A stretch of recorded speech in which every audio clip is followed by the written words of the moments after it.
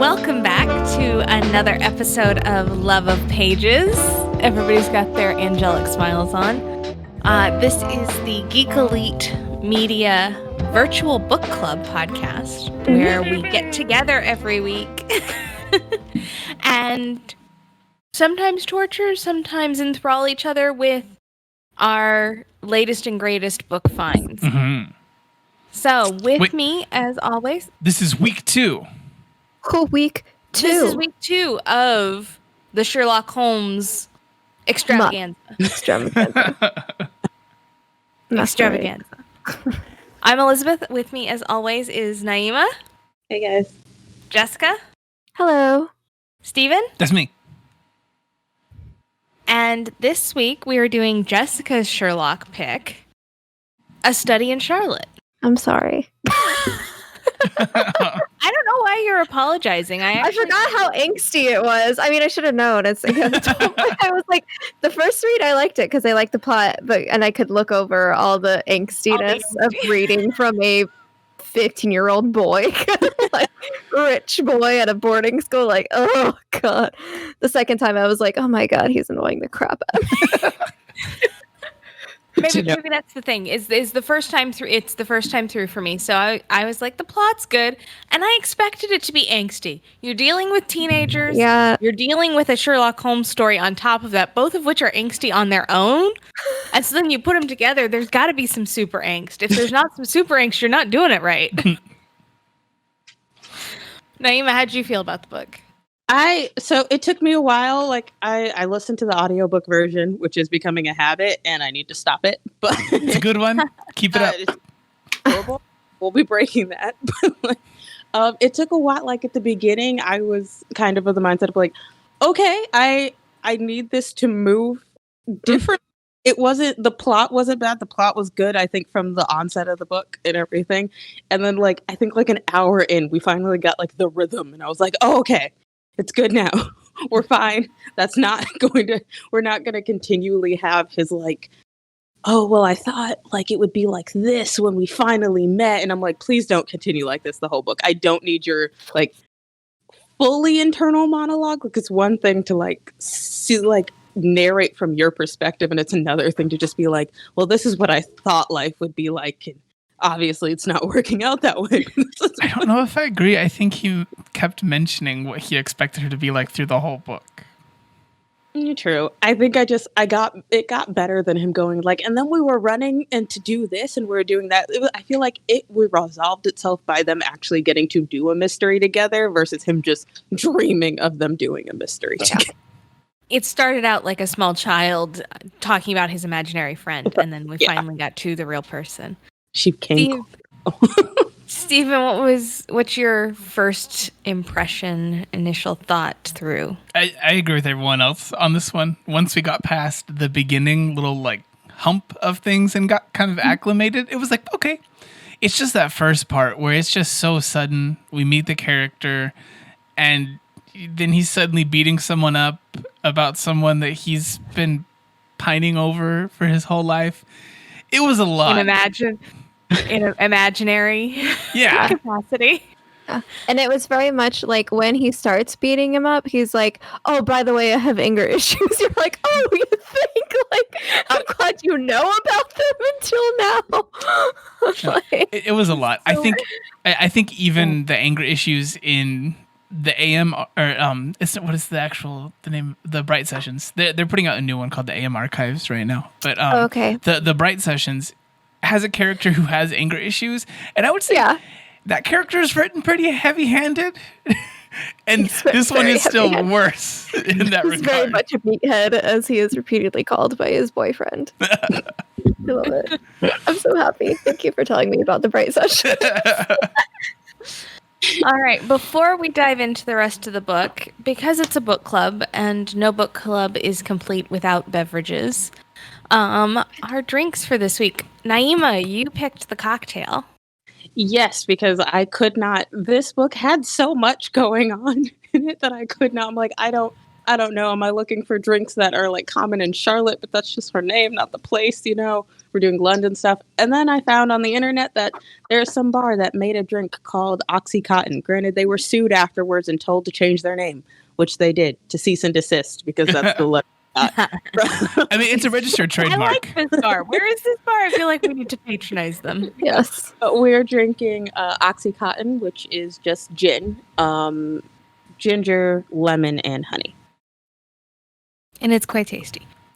Jessica, what are you drinking this evening? I was really craving Earl Grey as I was reading the book, so I decided to try out I always read Harney and Sons Earl Grey Supreme is what it said.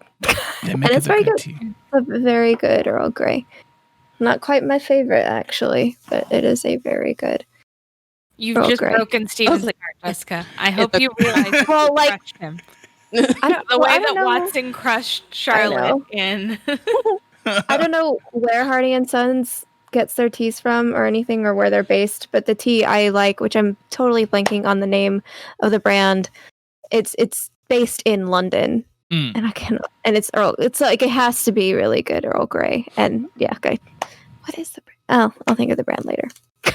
I believe in you. Jumping in the middle with the name. Steven, what are you drinking this evening? I have a Calypso lemonade. This one says triple melon. It's triple melon lemonade. And it might be expired. What? I'm confused why our resident tea person isn't drinking tea. In this one, I just wanted to get something that tasted good.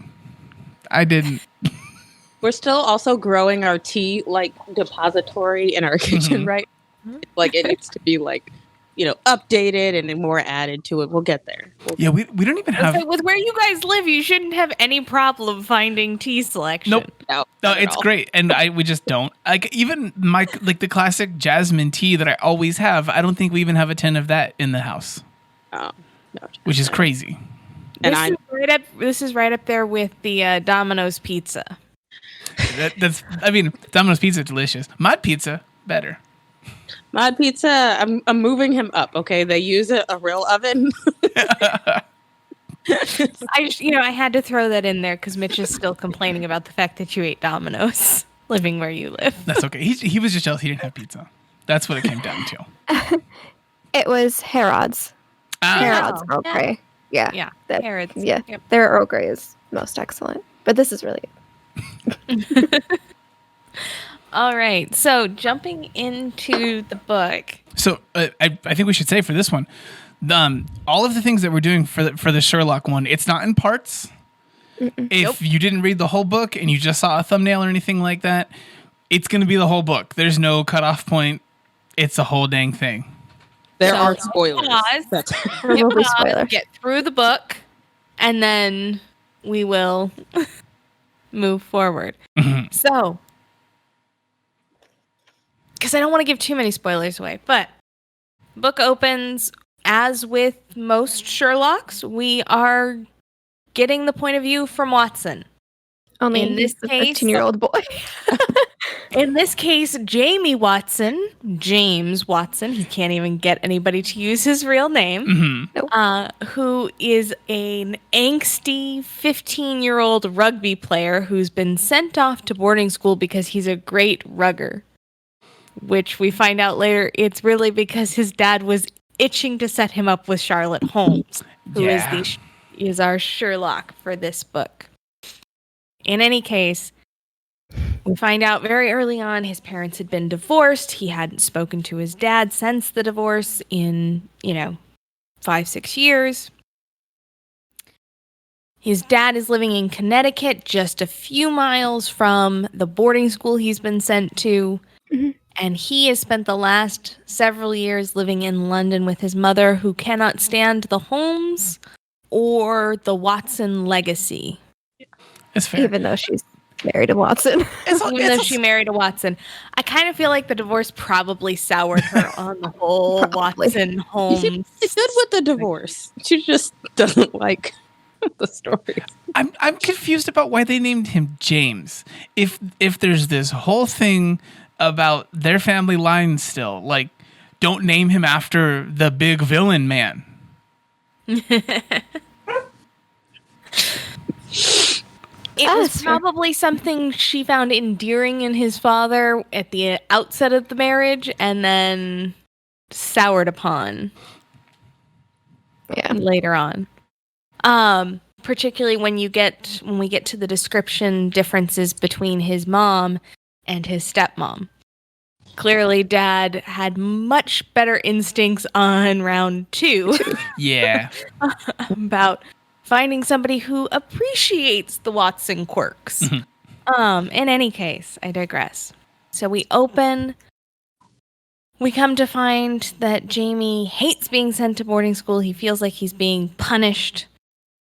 And he meets Charlotte Holmes in a very different location than the original we read last week at a underground poker table or poker game that she has set up with vodka that's being produced by her also underage roommate. Flavored vodka, if I remember correctly. Well, of course, which because I was really you drink at 15 years old. I know. I was almost tempted to have a shot of flavored vodka as my drink tonight, and then I went, no, I'm done with that. We could have all had. I am too old for that. I am too old for that. Too old. Was it like Bacardi Breezers? What was the Smirnoff Ice? Smirnoff Ice. No, there was a different one that like. Smirnoff Ice wasn't even that bad, but they're still out there. I'll come home and my father will have just bought the most colorful looking alcohol he saw at Walmart, and I'm like, oh no. I think that's a great way to buy your things. Clearly. And then of course you had the UV blue and the UV green. That's the best way to do it. That's how you tell me it tastes good. It does not taste good. Oh no, I didn't say it's true. You tell me it tastes good. I still think the most painful was the whipped cream vodka. Oh, there's some people who swear by that. I went to one person's house way back when, and they had it like in the freezer. They were like, "Yeah, party baby."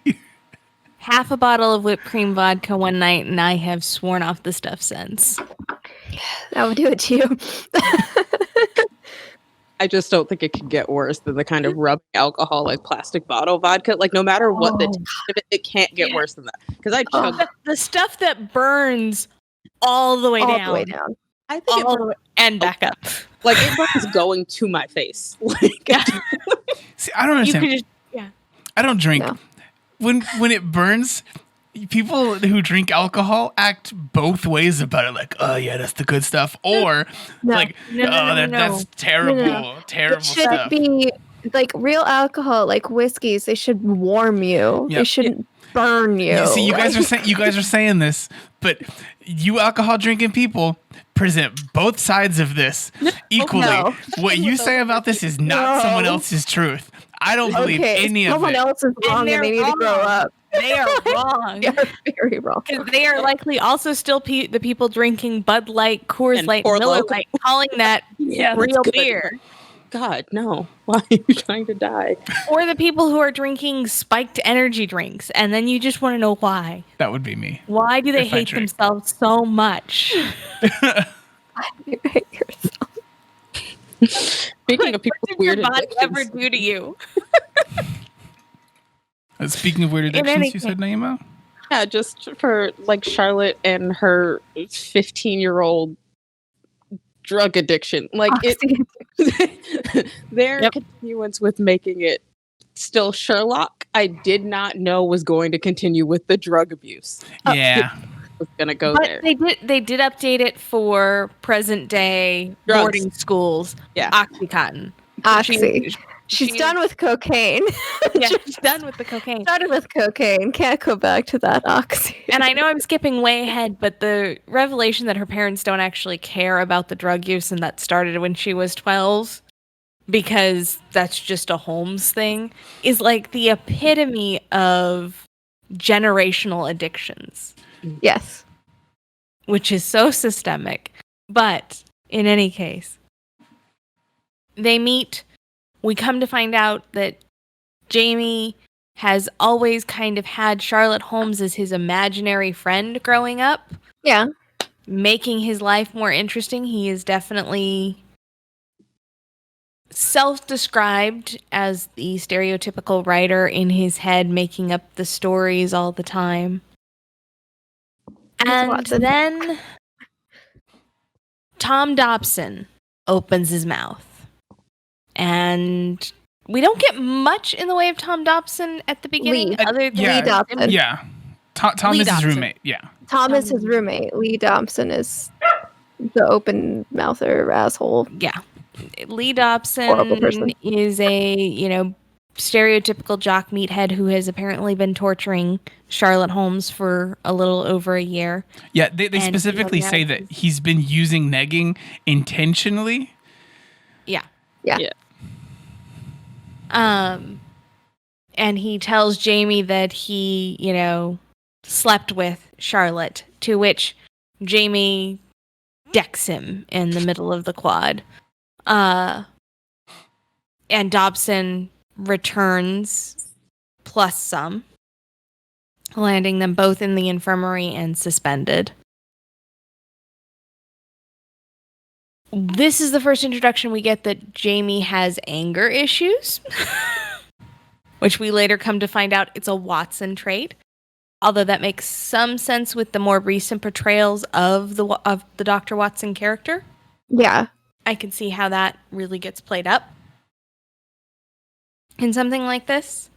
And in any case, a few weeks later, or a week later, Lee Dobson dies. He's found murdered, poisoned to death with arsenic. Bum bum. And a rattlesnake in the room. A snake in the room. Yeah. Well, that Come had to disappeared. find out. So this puts both Charlotte and Jamie in the crosshairs of the detective. We get introduced to Charlotte's lab. They do their investigative work as they are getting going. Another girl who has had a crush on Jamie. They find near death, choking on a plastic diamond. Yes. And all these deaths are reflective of actual Sherlock Holmes stories. Mm-hmm. And as they are chasing their suspect, their prime suspect, the blonde drug dealer, after finding Elizabeth, which is anyway. It's weird to say my own name, but they go racing down into the tunnels of the boarding school, and they find a serial killer's lair that is made up to look as if it's Charlotte's. Mm-hmm. So they then have to convince the police through what ends up being Charlotte setting up her roommate Lena, who's in on the whole gig, to be attacked while they're with detectives, so that way there's no way for them to be guilty, to basically clue the detective in that they're being framed. Yeah, they recreate another thing from another story. So it's in keeping in line with the previous one. Yeah. Yes.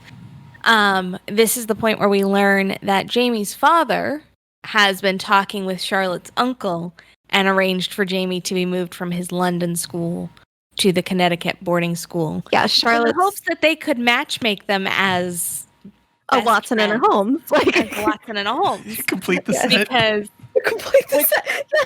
I mean, honestly, complete the set. it doesn't seem like they had a male and a female before, and like the different They're like, let's so they're like, it finally happened, and it's like, experiment we can do. Try this.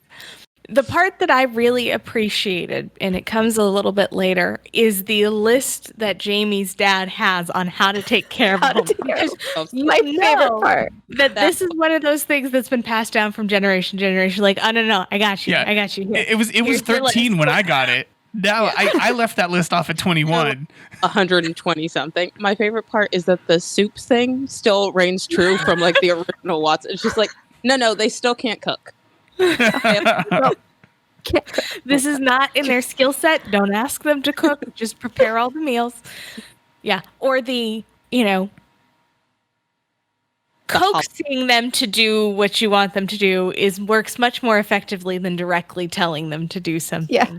And the check early and often for drugs, particularly in the soles of their shoes. And it's like, Wait, did they say sole, or I swear I remember them saying hollowed The out heel heel. of the boot. Hollowed out heel. Yeah, which is a weird one. Like that's like weird rat behavior to be genetic.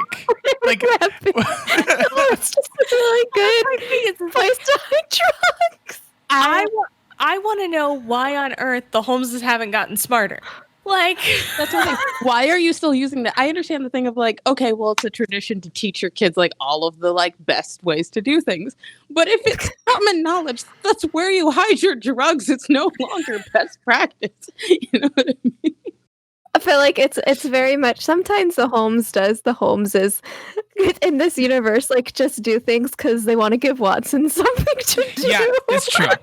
So they keep up with that's it. really that's Like, To compliment each other because they wouldn't exist without the other one. Like, Yeah.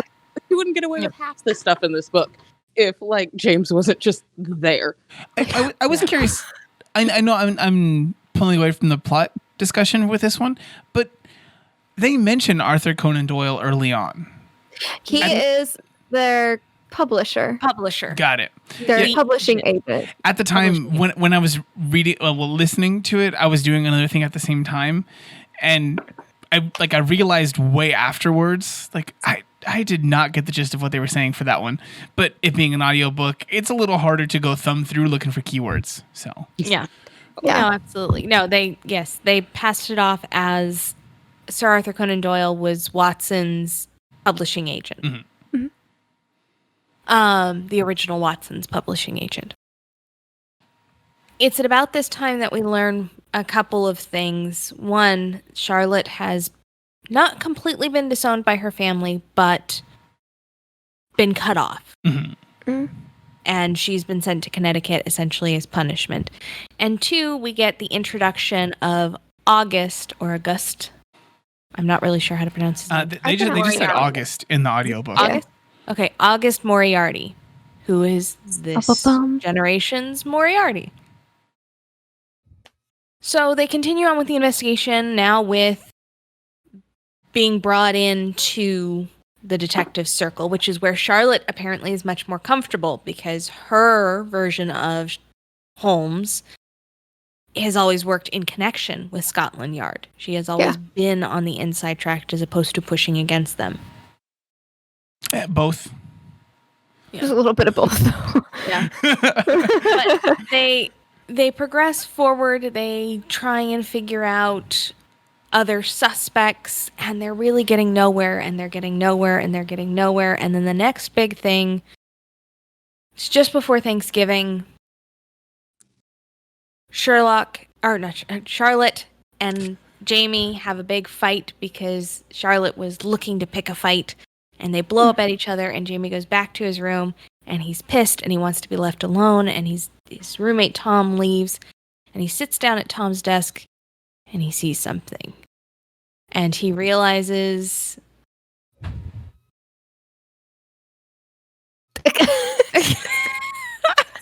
Just like that. So for those listening and not viewing this, Stephen just did a very elaborate scratch on his camera lens because Jamie discovers that somebody bugged his room, and he has found a two-way mirror, a lens camera behind it, and a couple audio listening devices. And as he gets ready to take those out to Charlotte, and, we'll figure out how to repair it, but she has to see this. His dorm mother. Who is very much supposed to be just the lady who owns the apartment that's rented to Sherlock and Watson in every way. Oh, yeah. Informs him that the science building just exploded, which is where Charlotte keeps her lab, and where Jamie had left her. And so he goes running across campus, and the exact part of the building where her lab is has been blown to smithereens. So he, of course, thinks that she has died. Turns out it was a homemade bomb. She was in the bathroom at the time that it exploded. The whole reason for the fight was the fact that they They tipped her off. Threatened her. They Yeah, threatened- they left her. They left her a death threat. Yeah, for Watson though. So For Watson, though, yeah, dangerous for Watson. Holmes is like, get out of the way, Watson. But how do I just say get out of the way? No, I'm just gonna piss him the hell off and make him think I hate him. because that's all Holmeses can do. That's all they can do. So they end up going back to Jamie's dad's house, where we get our first introduction and the first time that Jamie's met his stepmother, who finds this all just very exciting. And I did like that the very first question his stepmother asked him was, "Are you having sex? Can you share a room?" Yeah. No, don't start now. You're sharing a room. I don't want to be at fault for the teenage pregnancy. Okay? And Watson's just instantly like, "Okay, I like you. I'm sorry I thought bad things about you before." So at this point, the top two suspects to Charlotte are the English teacher and the nurse, who's got a slight British accent. They made them both so conspicuous. I realize it's a crime drama kind of thing. You're gonna be given someone on a silver platter, but they really drove it home for both of these people so fast. I know, right? That English teacher, I was like, you're gonna get fired for this, right? Like, just... So, in any case, but Jamie's big top of the top suspect list is August Moriarty, because Charlotte's not willing to talk about him. There's something going on. He's a Moriarty. This is way too... Charlotte won't tell him anything about August. She just will not discuss the subject. For good reason. So, yeah, for pretty good reason. For very good reason. Jamie is also very much a 15-year-old boy with a crush. Oh, very much. On his best friend, or who has become his best friend in the last 2 months. Yeah. I don't know if it's been 2 months. Well, we started in it's a whole semester that this book we started place. in the mid-September, and we're at about Thanksgiving, so it's been a couple months. It just really brushes over the boring stuff of them trying to figure stuff out. But in any case, so his dad reveals that he's been keeping tabs on Charlotte her entire life because he's a Watson and she's a Holmes, and that's kind of their jobs. It's what we do. It's our biological obligation to society to watch after Holmes. The Watson family tree, the Holmes family tree, the police files. we must be together.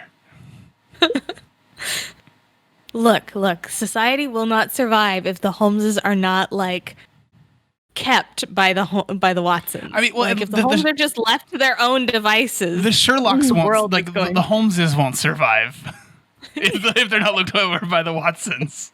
The Watsons will be fine. Yeah, the Watsons will just be irrelevant versus. But yes, no, the world collapses because the Holmes collapse if the Watsons aren't there to take care of the Holmes. Oh, okay, that's fair. I do think that the Holmeses are kind of in the situation where crime follows them, though.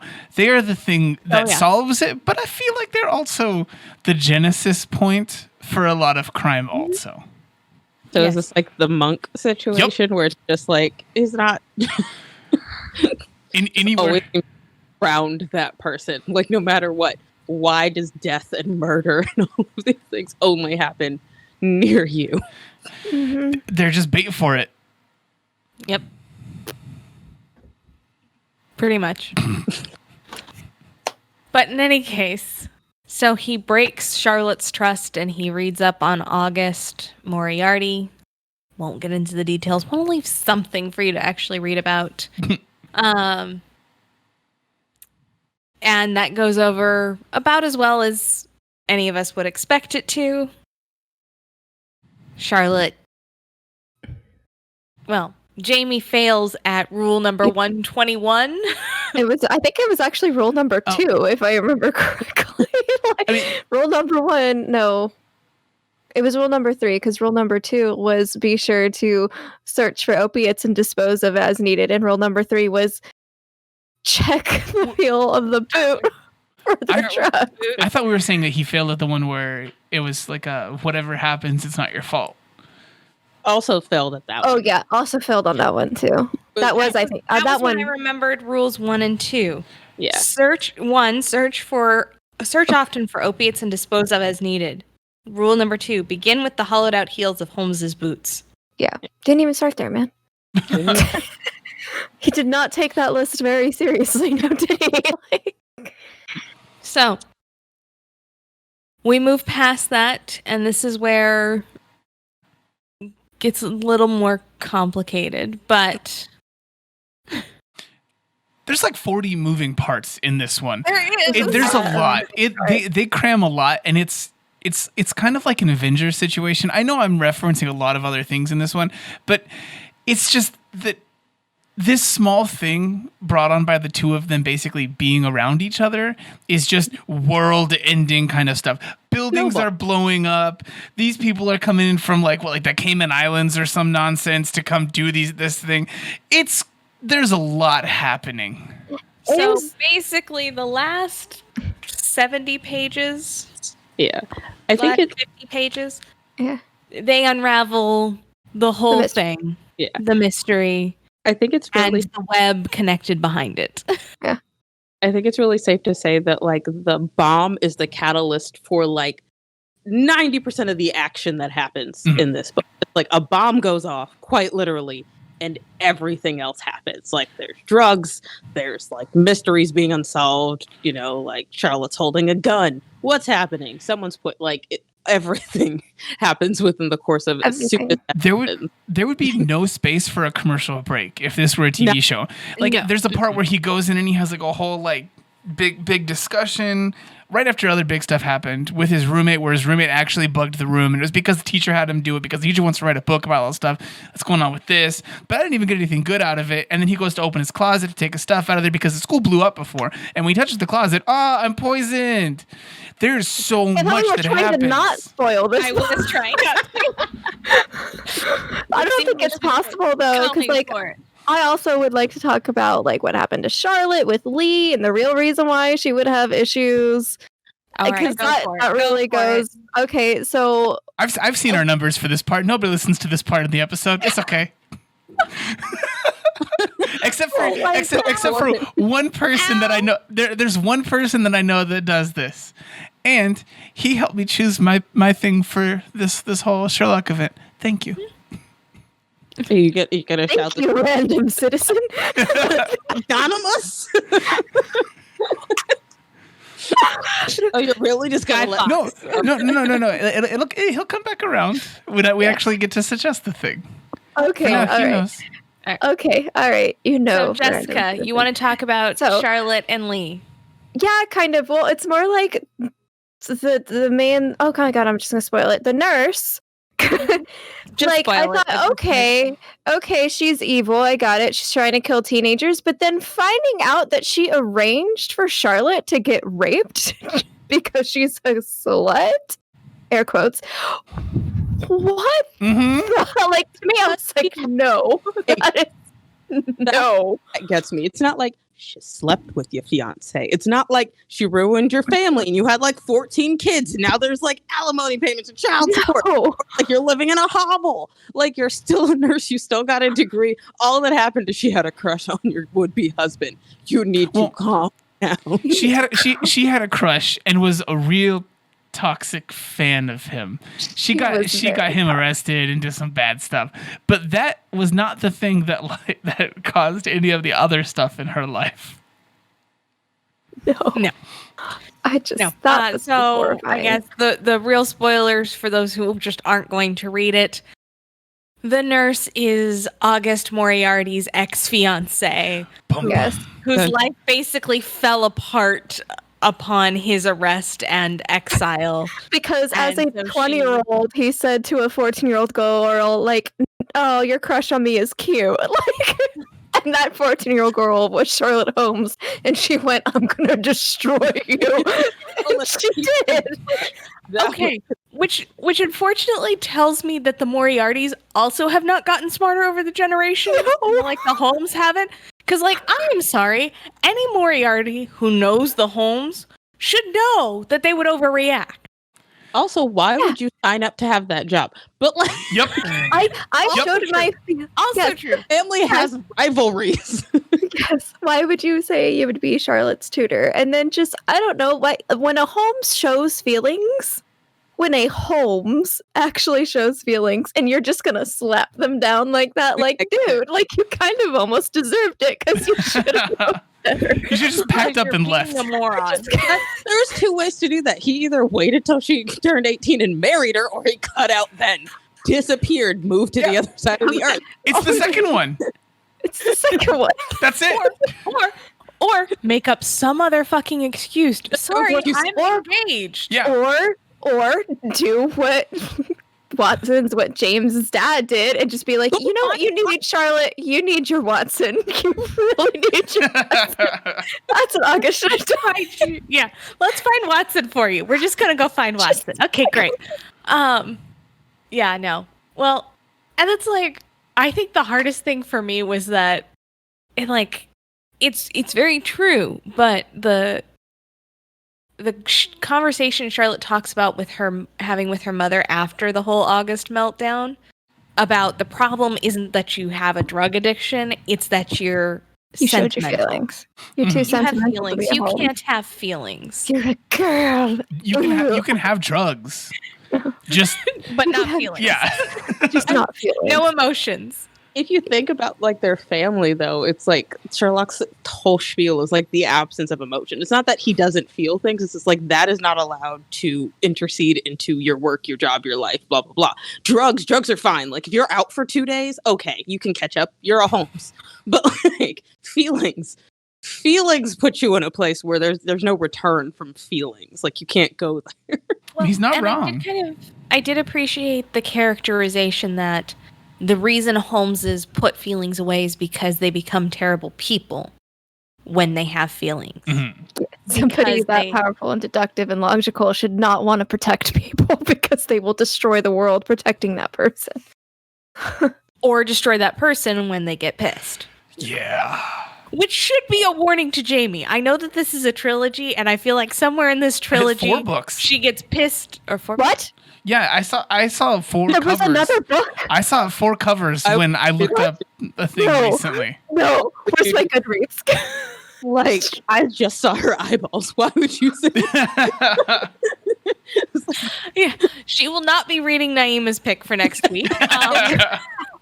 You'll get the gist. She will be too busy consuming the last new book of this. But I feel like somewhere in that series, Jamie has to get fucked over by Charlotte because he pisses her off. Oh, most definitely. I think the thing is, like, he already knows this. So there are, like, so many of his, like, internal monologues where he's like, well, what if there was a moment where they basically were characterizing it as if Charlotte had set Jamie up to be her fall guy. And he was just there like, yeah, what if that's the thing? No, it can't be. Like, I know her better than this. I'm like, the whole 2 months that you have known the real Charlotte Holmes versus the imaginary child living in your brain. Yeah. It's like a never meet your hero situation. The Holmes have to protect their Watsons. That's the way it's always worked. It's a real, it's not, I can't, it's a toxic relationship more than it is abusive. It's just like, you don't know when to call when for your own sanity and like, it's like it's a toxic codependency. Yeah. Yeah. It's a codependency out the wazoo, and Jessica sucked into reading the description about I swore when the third book came out, it said the last book in the series. It might have been. It might have been. It's the last book in a trilogy, and then they switch what character they're showing the perspective of or something. Book, yeah. No, it doesn't. It just continues. In college times, I can tell it's going to go on forever. It did really well, probably. So. It's probably getting a show. Yeah, it's prime for that. Yeah, I feel like it could use a show. I actually would not. I would totally watch this. Really. Teen angst. Crossover with Geeks Watch. But in any case, any other last thoughts? I absolutely loved Charlotte and Lena's relationship. I wish it went way deeper than that. Where Lena just like accepts Charlotte for who she is, and Charlotte's just like surprised Lena likes her, but Charlotte also clearly likes Lena almost as much as she likes Watson. Like it's like she has two people that she likes now, which is a problem because Holmes are not allowed to like people. But it's a true kind of roommate relationship where you're nothing alike, but the roommate's just like, "Yeah, she's my girl. I'll do something." Like, I'll have one of my ex-boyfriends choke myself for you. Sure, I'll set this up. I'll give you an alibi. Steven's really concerned about the friendships women have now. No, for that one, it was just a lot. Because even when they had the conversation, it still seemed like it had been done to her, not a thing that she participated in. When they were Lena seemed like, okay, yeah, that's just Charlotte. Like, I was just gonna say, except Lena completely set it up. No, and like that was the part that I read that I was like, oh yeah, no, this would happen. Yeah, it's just us. You're like, no, she's my girl. Like she wouldn't. No. Actual real I'll give you an alibi. The things women do for each other, even when they don't know each other very well, is sometimes disturbing. A little bit. I mean, that's just like any girl's bathroom ever. It's like, no, listen, don't worry, we got you. Like, if you need to pick me up, go into a girl's bathroom on a Friday night in a bar. Oh, no. Yes. To a bar, period. Like a bar, period. A bathroom and a bar. Yeah. The nicest people in your life. They'll do anything for you. Like, they will murder somebody for you. They will seek you out the back. They will, like that guy, his hard tires won't you. Yeah. There's girls, women, or straight. That's so I honestly, I do honestly think that, like, yes, if somebody were to room with a Sherlock Holmes type, they'd be like, yeah, no, we could totally fake an attempted murder on me. Like, we could do that. Everyone's got that friend. They just do. But I think the thing that like final comments to stuck out for me is I'm really mad that the whole idea of August's fiance got introduced in such an abrupt way. In just so like left field. It was like, oh yeah, and that person we mentioned on like page 4 of the book, like August was like early. Like we knew about him, nothing about his background. We just thought it's like, oh, that's that like little dark part of her past she doesn't talk about. So I'm like, okay, it's a boy. Come to find out, not a boy, grown man, had a fiance. Fiance's a psychopath. Like in the last 50 pages of the book. Yeah. Steven? This is an anime. Oh. It's an anime. I think my biggest problem with the book was the characterization of Jamie as a stereotypical 15-year-old boy of, well, she's my friend, so I also have to be attracted to her. Yeah. As opposed to not being able to just be her friend. And I get why they did it, because it's a young adult. Yeah. And romance is, romance, love stories, that stuff sells. I get that it sells, but I hate the perpetuation of the stereotype that boys and girls, men and women can't just be friends. Mm-hmm. Yeah. I thought it was going there. Honestly, at the beginning when he was like, I want something much more but much less from her, because it was after the whole fight. She was just like, no, I don't want to be her boyfriend. Like, she's been a part of my life in my mind. But it's like he wants to be friends. I thought that would continue. But then there were just the little tidbits suggesting it's like, no, this is going to, we know it's going to grow to something, but they were already hinting at it. Like, there was a portion that he mentions, like when she got, I don't know if she got dolled up, but he was basically like, she looked like one of those people from like the dorks from the movies, where if they took off their glasses, they're all of a sudden she's all that. Queen. Like, okay, well, obviously you're like having like TV show moments where it like breaks into like not reality, and she's like takes off her glasses and like throws her hair in the wind. I'm like, what is up? Yeah, well, and the like incessant jealousy over August Moriarty, and like I'm just like, in that same vein, I think that they also could have dealt with the idea of the same kind of thing without making it a romance thing, by just having it be a person who he had this mental image of for so long, and no one can live up ever to the idealized version that someone else has of them, whether that's from a memory or from not having met them. They could have done that with just that one thing, but nope. I think the only way to kind of like break the like trope that they're going to end up being together would have been to introduce a character that one of them has as a love interest that will not be the other.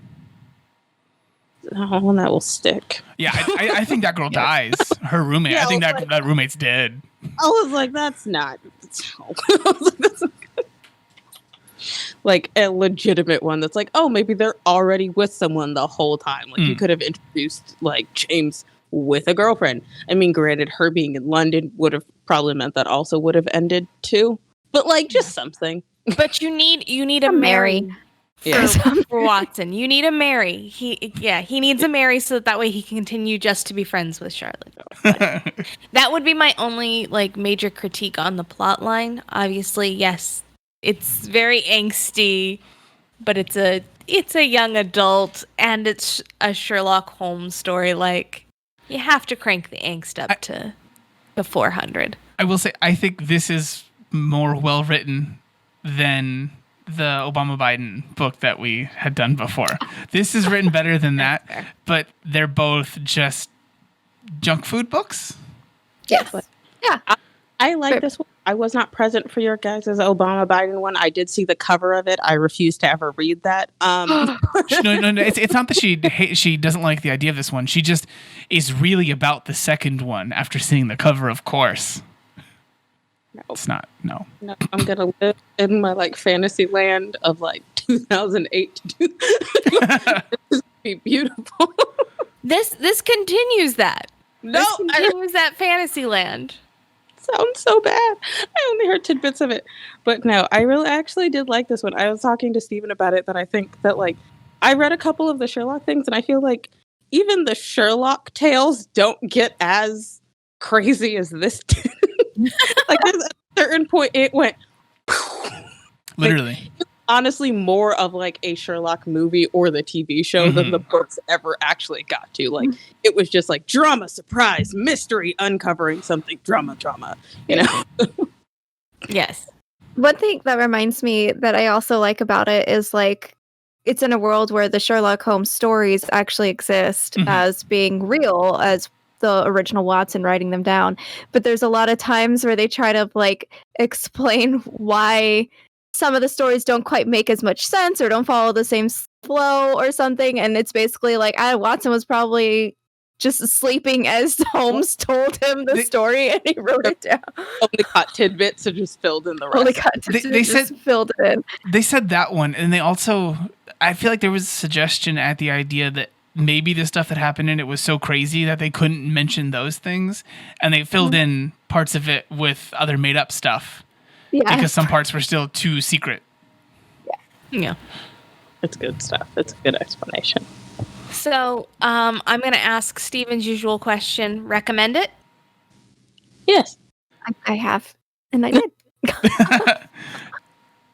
It's there. If someone likes Sherlock things and they're out of other ones, sure. Yeah. All right. So, Naimah, your Sherlock is up next week. What are we reading? Bum bum bum bum bum bum bum bum bum bum bum. I have the lovely task of, staying within our different areas and sections, and so I primarily do translated novels in addition to other stuff. But there is a character, Arsène Lupin, who there's a Netflix TV show about, but he is basically created as a sort of counterpart to Sherlock Holmes. Not a good counterpart. Lupin is a thief. He gentleman thief, right? Is the just as smart as Sherlock counterpart, but on the wrong side of the law type situation. His character was created by Maurice Leblanc, and it was written in French. Sherlock was first introduced in the first series of Arsène Lupin, in the very last of the short stories, where it was just like, and Sherlock was too late. And that was all that was really given. And sort of like little tidbit of like, wait, Sherlock spurred this whole situation where people wanted Sherlock and Arsène Lupin to come at each other. So Then started the Arsène Lupin versus Sherlock which is going to be a difficult thing to say. Sherlock Holmes. They're pronounced. Naimah, I feel like you hate me. You know I already struggle with name pronunciations, and you're going to come at me with something like Sherlock Holmes. It's great. Listen, we're just going to be calling this person Sherlock the entire time. Yeah, absolutely. But little warning, this is not a Sherlock Holmes character written by Arthur Conan Doyle. This is a Sherlock Holmes character written from the perspective of a French person. So, like, this is going to be fantastic to understand before you pick up this book, because there are a lot of people who love this book and a lot of people who really hate the depiction of Sherlock in this book. There's I feel like all things people understand that there is some sort of conflict between English and French at all times, forever and always. Mm-hmm. Of an English character in a French book is just not going to go over great with an English. But I'm really excited to see this sort of like who outwits who type situation. So that's this. It's a relatively short book. It's not long. It is, let's see here, 120 pages. That being said, it is very small text. Oi. Ouch. Yeah. Stephen will have to read this because this does not exist as an audiobook. You're welcome. We have to record Naimah, on Tuesday. I applaud you. This is terrible for your relationship, but I applaud you. It doesn't exist as, at least in English. So we can learn French real fast. And it doesn't. I swore I saw it when I found the Kindle version of it. In English? I hope so. Audiobook? I don't know. I didn't check if it was in English. We'll sort this one out. For now, live with my frustration, everyone. Steven's very exasperated. But we record so soon from now. Do we, though? Yeah, that's fair. That's record fair. on Tuesdays? This is fair. Okay, yes. All right, Jessica, you win. You win. I still want to keep it on Tuesdays so that when I mess it up and I have to go to Thursdays, we're still okay. Yes, no, I agree. Having the option to move to Thursdays is always great, but I always make sure to keep my Thursdays clear. Yeah, it's a That's problem. proper planning. There you go. The podcasters That's knowing your friends, and I appreciate it very much. So, because I always mean to do it ahead of time, but I never do. All right. On that lovely and depressing note, Naimah, where can people find you? I'm on Instagram as Other Pages, Other Places, and also on Instagram and Twitter as Imaginon. And Jessica, where can people reach out to you to discuss the fact that there's a fourth book in this series that you now... I now have to go and buy and read right now because holy crap, I just actually might have to reread the whole series. You can find me on Twitter as JM Bailey Writes. It's a pretty orange cover too. And Stephen, if people want to discuss with you the plights of not having an audiobook, where can they find you? That sucks. At the bookstore, I guess. You can find me there. Yeah, no, you can find me on Twitter. You can find me across all social media as some version of Peppermint Gentleman. For Twitter, that's Peppermint Gent for short. And you can find me with the rest of Geek Elite Media at Geek Elite Media and our Facebook page /Geek Elite Media. Archived episodes of this podcast and other podcasts can be found on our website, geekelitemedia.com. Please remember to rate, review, and subscribe on whatever podcatcher you use or on the YouTube channel if you're watching us in the video. It's very exciting. And if you have a few extra dollars and are up for it, we could always use your support over on our Patreon page, Geek Elite Media. But until next time, this is the Love of Pages podcast, reminding you to keep turning those pages and always remember to geek out. Geek out. Wow. That was such a big one. Can we try that again?